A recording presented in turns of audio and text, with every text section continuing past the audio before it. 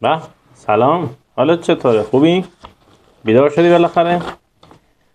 پاشو برو یه دست و صورت تو آبی بزن، بیا بشین، میخوایم با هم دیگه شکرگزاری بکنیم و هر چی تو ذهنمونه رو خالی بکنیم. یعنی دیگه از دیشب، روزهای قبل، هفته قبل، هر چی تو ذهنمونه بریزیم توی این دفتره، ببندیمش، یه روز جدید شروع بکنیم. اگر هم نمیدونی چجوری شروع بکنی اصلا مهم نیست.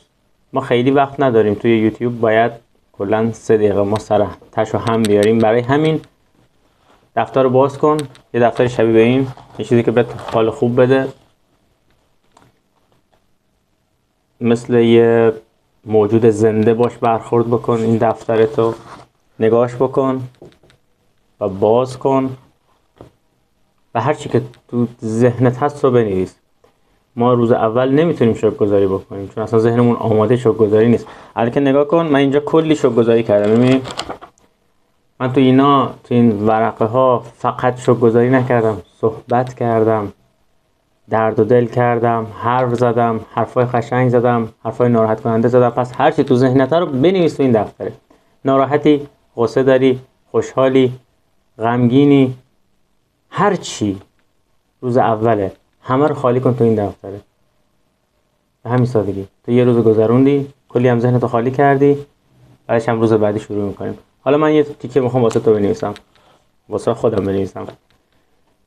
میخوای تو هم شروع کن با من بنویسیم به نام خدا، تاریخ بزنیم، شکرگزاری، تیترشو میزنیم و شروع میکنیم. من همیشه دوست دارم با یه آیه قرآنی شروع بکنم. شاید تو مسیحی باشی، دوست داشته باشی با یه چیز دیگه شروع بکنیم. این اصلا مهم نیست میخوای با چی شروع بکنیم، فقط شروع بکن. بنویس رفیق سلام، صبح بخیر، ظهر بخیر مثلا.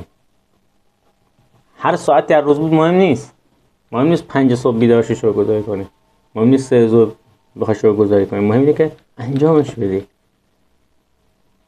سلام رفیق، صبح بخیر، حالت چطوره؟ خسته نباشی، چه خبر؟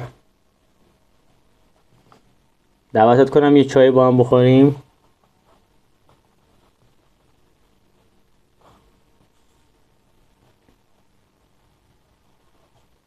اونم نه نمیگه، میاد میشینه و کنار یه چای میخوره. به همین سادگی. اینم از روز اول.